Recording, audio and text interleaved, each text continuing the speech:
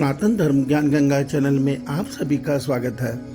मेरे प्यारे कृष्ण भक्तों, आप सभी को जय श्री कृष्णा।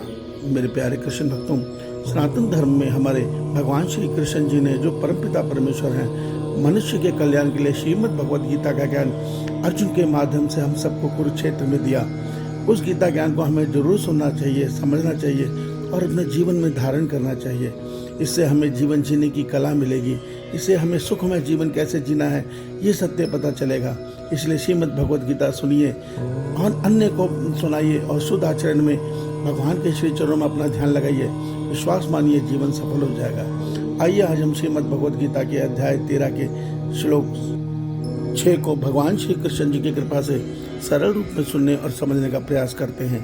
जय श्री कृष्णा। इच्छाद्वेषः सुखं दुःखं संघातश्चेतना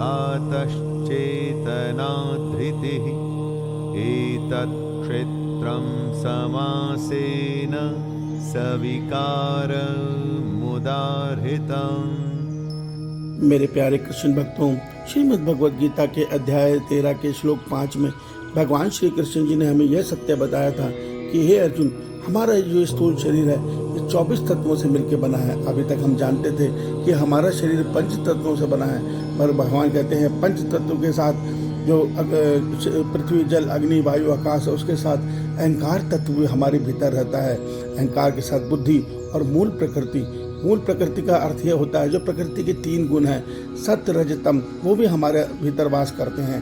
और 10 इंद्रियों में 5 ज्ञान इंद्रियां हैं और 5 कर्म इंद्रियां हैं, 1 मन और 5 इंद्रियों के विषय, शब्द, स्पर्श, रूप, रस, गंध, जिसके द्वारा मनुष्य इंद्रियों की सहायता से इस संसार को भोगता है। ये तो भगवान ने शरीर का वर्णन दिया। इसके आगे आज के श्लोक में भगवान श्री कृष्ण जी कहते हैं कि हे अर्जुन, मानव शरीर रूपी यंत्र में इच्छा, द्वेष, सुख, दुख, संघात अर्थात शरीर की चेतना, प्राण शक्ति, धृति, इन विकारों सहित क्षेत्र को संक्षेप रूप में कहा गया है। अर्थात भगवान ये कहना चाहते हैं कि ये जो स्थूल शरीर है, इसके साथ इस शरीर में 7 विकारों का विवास है, जिसके अंदर राग, द्वेष है, मन के अंदर काम, क्रोध, लोभ, मोह है और धारण करने की शक्ति अर्थात जो हमारे सुख कारण शरीर में जो प्रकृति के गुण है, सत्य, रज, तम, इनके जो गुणों में गुण और दोष छिपे हैं, जो व्यवहार स्वभाव छुपा है, उसको धारण करने की शक्ति, धृति भी इस शरीर के अंदर मौजूद है। तो ये जो तत्व है, जब तक मनुष्य, भगवान ये कहना चाहते हैं कि जब तक मनुष्य शरीर बोध में रहता है तब तक मनुष्य के साथ इन विकारों का वास रहना ही रहना है। अर्थात मनुष्य इन विकारों से नहीं बच सकता। उसकी जीवात्मा इन विकार से युक्त होकर संसार के विषयों में पड़कर संसार के आवागमन चक्र में भ्रमण करती ही रहेगी।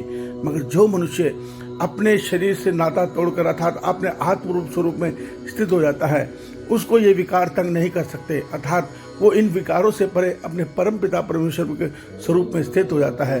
वही समाधि की स्थिति है, वही मोक्ष की स्थिति है। इस सत्य को समझिए। श्री भगवान आप सबका कल्याण करें। आपका दिन शुभ हो। जय श्री कृष्णा। जय श्री कृष्णा।